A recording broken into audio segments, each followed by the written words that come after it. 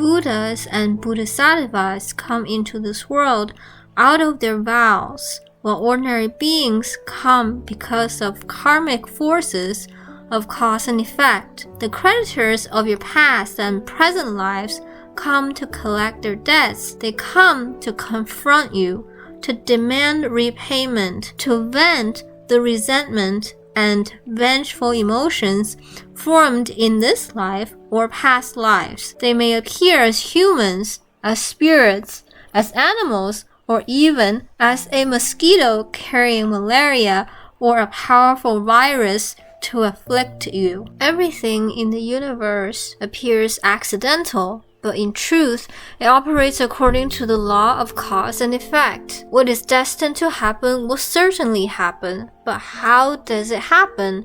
It requires a condition as the connecting medium. In other words, when the law of karma is ready to take effect, it must rely on a condition. Just like electricity needs a conductor in order to reach you. Without a conductor, electricity cannot shock you. Likewise, past karma needs a medium to connect with you. That medium is yourself, your inner tendencies to calculate, to take offense, to judge and criticize. Whenever these emotions arise, they attract the creditors of this life and past lives into a situation that allows them to collect their debts. The operation of karma in the universe can be summarized into 3 categories: collecting debts, repaying debts, and returning kindness. These 3 form the fundamental laws of the 3 realms. The law of cause and effect itself, what the world calls good affinities, are in fact based on the dynamic of returning kindness. The rest are either debt collection or debt repayment. These processes are what generates the 6 realms of rebirth. Buddhas and Bodhisattvas, however, do not come to collect debts, repay debts, or returning kindness. They come into this world by the power of their vows, or when the karmic conditions are ripe, to share the Dharma with those who have the merit and affinity to receive it. They transcend the 3 realms, even if they manifest in human bodies, in animal forms, or other appearances. They are without ego. Therefore, they come and go freely, unhindered by the 3 realms. If you observe carefully, you will see that what distinguishes Buddhas and Bodhisattvas from ordinary beings is that they lack the greedy tendencies of worldly selfhood. They come into this world to give. If you insist on saying they have desires, then the only desire they have is their vow of compassion, not craving, but the compassionate vow that arises when they witness the suffering and ignorance of sentient beings. From this arises a powerful wish: may all beings be free from suffering and attain happiness. When a Buddha appears in this world, it is because the conditions for his arising have matured, like rain falling naturally when dark clouds gather. This is karmic conditions.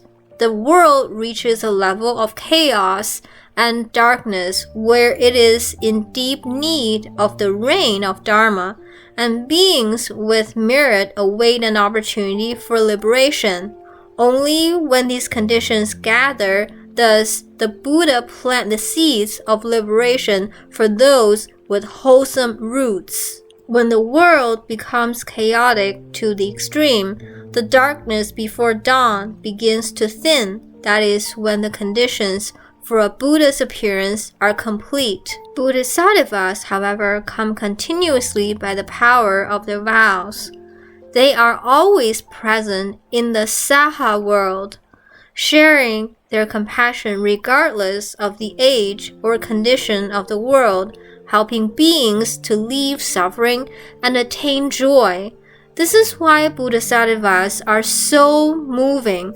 They are capable of reaching the realm of ultimate enlightenment. Yet they choose not to remain there. They cannot bear to enjoy liberation alone while seeing beings still in suffering.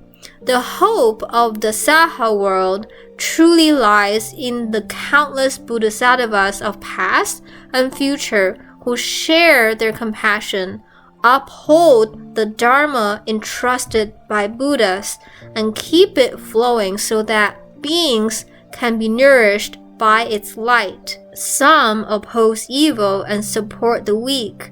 Some teach, by personal example, the correct way to be free from suffering. All these Buddhas and Bodhisattvas have transcended the three realms. They are no longer bound by birth and death, for they already possess the ability to no longer be reborn. They need not enter the womb again. They come to this world solely because of karmic conditions or their vows. Thus, even while appearing in the great ocean of birth and death, they are completely undisturbed. Sentient beings are like fish and turtles trapped in this ocean, but Buddhas and Bodhisattvas swim freely within it, playing and teaching, sharing their compassion and love with those who have the affinity to receive it. Beings trapped in the three realms harbor hatred and vengeance. Hatred and revenge give rise to debt collection and repayment, the seeds of cyclic birth and death. Those who are approaching the boundary of the three realms begin to cultivate compassion and thus develop gratitude.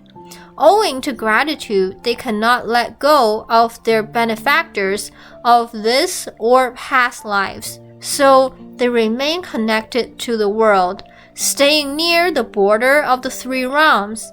They are close to transcending, but gratitude draws them back to repay kindness to benefactors, human or animal, from past or present lives. Yet, as long as ego remains, the seeds of debt collection and repayment still exist.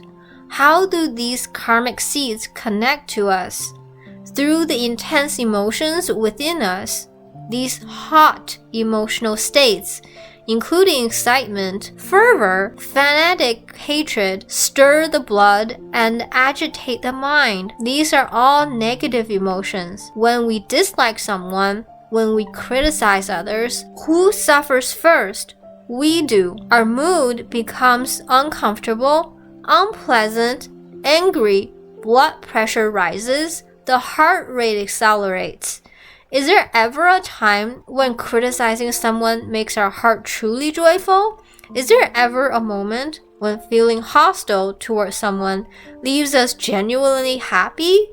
Is there ever a curse spoken from the heart that leaves us feeling peaceful?